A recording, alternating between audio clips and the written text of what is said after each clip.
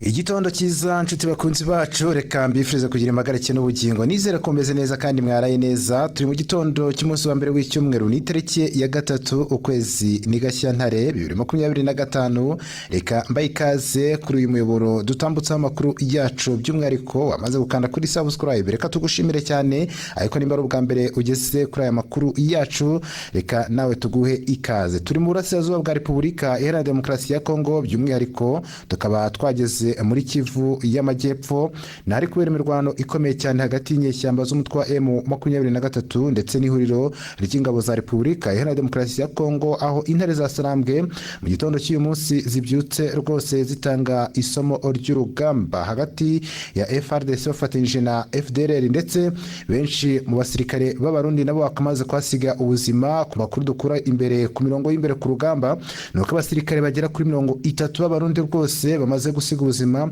mirwano yasakiranyije izi nyeshyamba z'umutwe wa M23 ndetse n'iri huriro ry'ingabo za Repubulika Iharanira Demokarasi ya Kongo. Ni hafi y'ikibuga cy'indege cya Kavumu, ni kuri linye ya N2 rero Kavumu, by'umwihariko rero bwo bari baturutse ahitwa Birava baciye Kabare berekeza muri Bukavu. Ikibuga cy'indege kikaba rero kiri kugenzurwa n'inyeshyamba z'umutwe wa M23, nyuma y'uko ku munsi w'ejo General Sultan Makenga, komanda w'umutwe wa M23, akomeje kuyobora ibikorwa byo guhashya by'umwihariko FARDC ndetse na FDLR. M23 rero ikaba igeze hano Bukavu nyuma yo gufata Goma, dore ko mu bice bigiye bitandukanye nka Sake ndetse na Minova bamaze kubyigarurira buri mu moko y'izi nyeshyamba z'umutwe wa M23. Hanyuma nakubwira ko ikibuga cy'indege cyo cya Goma bidasubirwaho gifitwe n'izi nyeshyamba. Nyuma rero yo gufata iki kibuga, bakaba babyutse rwose basakirana n'izi ingabo za FARDC berekeza aho bita Kavumu Airport. Ni ikibuga cy'indege giherereye mu majyepfo, by'umwihariko muri Kivu y'Amajyepfo, aho akaba ari muri Bukavu, hafi na Bukavu ni ibirometero bike cyane uva Kavumu werekeza Bukavu, kuko ubanza ukanyura aho bita Kabare hanyuma ukinjirira muri Bukavu. Ku mirongo y'imbere ku rugamba rero ibintu biracyakomeye cyane hagati y'izi nyeshyamba za M23, nyuma y'uko Colonel Alexis Rugabisha wari umuyobozi wa brigade ya 12 y'ingabo z'igihugu cya Repubulika Iharanira Demokarasi ya Kongo yiciwe mu mirwano yabaye hagati y'inyeshyamba za FARDC ndetse na M23 ahitwa Imukwija, ni mu gace ka Karehe mu majyepfo ya Kivu. Umuvugizi wa FARDC General Major Sylvain Ekenge akaba agaragaza ko muri rusange ku cyumweru rwose ku munsi w'ejo tariki ya 2 Gashyantare 2025 yashimye ubutwari bwa Colonel Alexis Rugabisha. Kubwe avuga ko urupfu rwe ari igihombo gihenze ku ngabo z'igihugu cya Repubulika Iharanira Demokarasi ya Kongo, ndetse akaba kandi uyu nguyu aje akurikira guverineri wa Kivu y'Amajyaruguru Peter Achiru Umwami, aho rero yasimbuwe na General Evariste Kakule Somo wamaze kuba guverineri mushyashya wa Kivu y'Amajyaruguru, ariko akaba akomeje kwanga kujya mu nshingano nyuma yo gutinya yuko inyeshyamba z'umutwe wa M23 za mwivugana. Uyu rero General Major Evariste Somo Kakule, guverineri mushya w'ingabo za Kivu y'Amajyepfo, akaba akomeje kuyoborera ahitwa Ibeni, ni ahangaha hari muri Kivu y'Amajyaruguru, aho rero ari gutinya ko yazakubitwa n'inyeshyamba z'umutwe wa M23. Nkibutsa ko yashyizweho kwiranga simbure Lieutenant General Peter Chirumwami wapfuye ku 24 Mutarama nyuma yo gukomereka ku murongo w'imbere ku rugamba, ndetse inyeshyamba z'umutwe wa M23 nyuze kuri ba sniper cyangwa se bamudahusha bazo bakaba baramurashe isasu rwose mu cyico, birangira ubuzima bwe burangiriye ahangaha muri Kasengese aho yiciwe. Aha rero nakubwira ko kandi iyi mirwano ikomeje mu gihe mu gace gatandukanye mu ntara ya Tsopo ndetse na Buehe zatangiye gukusanya inkunga yo gushyigikira FARDC. Izi ni intara rero nk'uko byanagarutsweho na Patrick Muyaya, ni umuvugizi wa guverinoma ya Repubulika Iharanira Demokarasi ya Kongo, aho yahamagariye abaturage b'iki gihugu gushyira hamwe ndetse bagashaka inkunga yo gufasha FARDC mu guhangana n'izi nyeshyamba z'umutwe wa M23 zikomeje ikomeje kubakubita inshuro. Umwuka rero ukomeje kugenda uba bibi cyane ubwo mperereye hano muri Bukavu, aho hatari kumvikana urusaku rwinshi rw'amasasu, ariko nakubwira ko inyeshyamba za M23 zamaze kugota ikibuga cya Kavumu ndetse zinagifite mu maboko yacyo nyuma y'uko ingabo z'abarundi zikubiswe inshuro ku buryo bukomeye cyane hano muri Bukavu, ndetse benshi batangiye kugira ubwoba. Ni mu gihe muri Kivu y'Amajyaruguru ho bamwe bamaze kwishyikiriza izi nyeshyamba z'umutwe wa M23. Ni mu gihe kandi iyi ntambara ikomeje kototera u Rwanda, dore nk'ibihugu bigize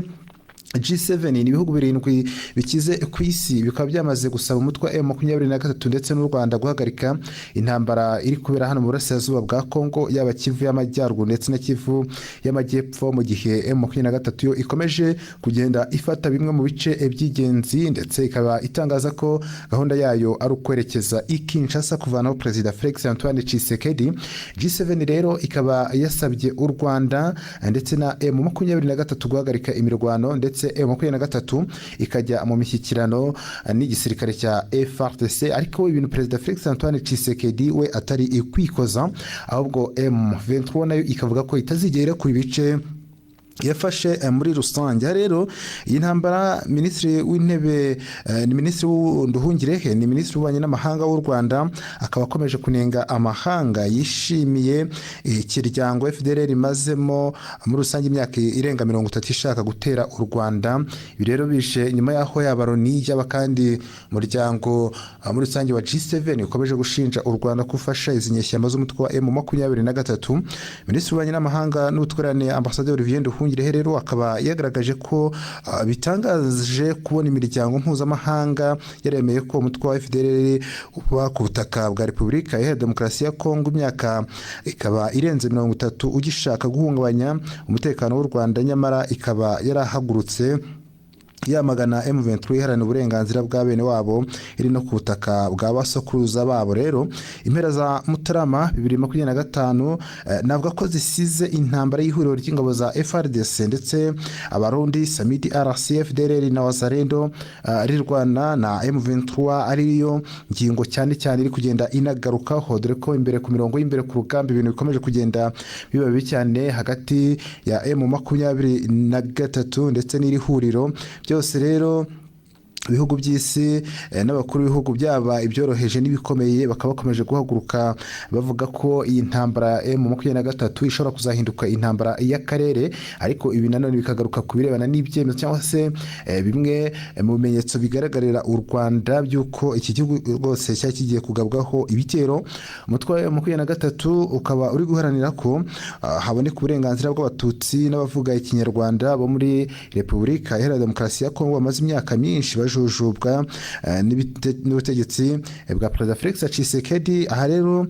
kuko benshi biri kubaviramo kwicwa bagasahurwa abandi bagahunga mu Rwanda, akaba kari impunzi z'abanyekongo zimaze imyaka irenga 28.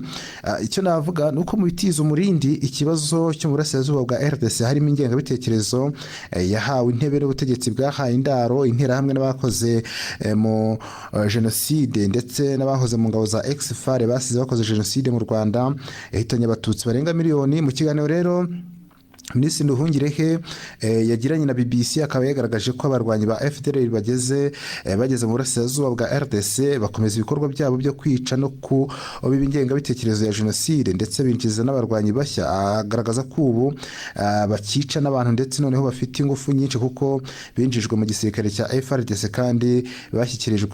bashyigikiwe na Perezida Felix Antoine Tshisekedi Chilombo. Agaragaza ko ubundi ku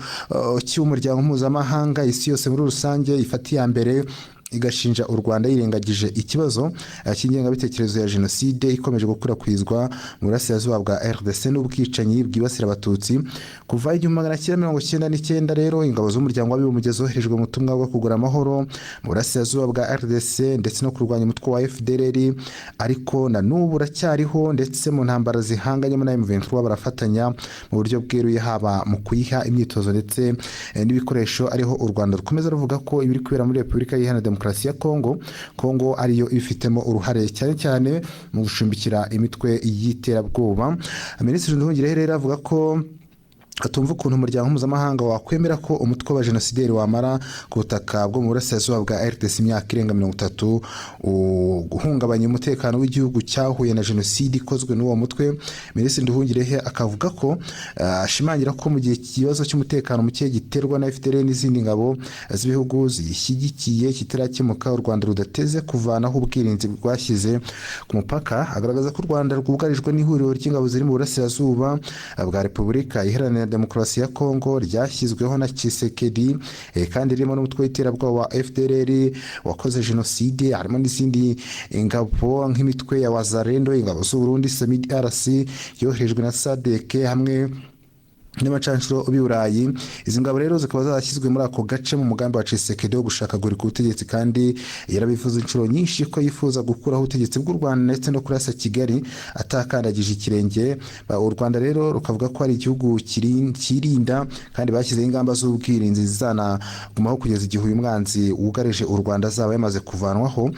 Nkwibutse ko ku itariki ya 26 na 27 Mutarama ingabo za FARDC zifatanyije na FDLR, iz'u Burundi, SAMIDRC na Wazalendo barashe ku butaka bw'u Rwanda ndetse bica abantu 15 buhangirika ibintu bifite agaciro ka miliyoni 150.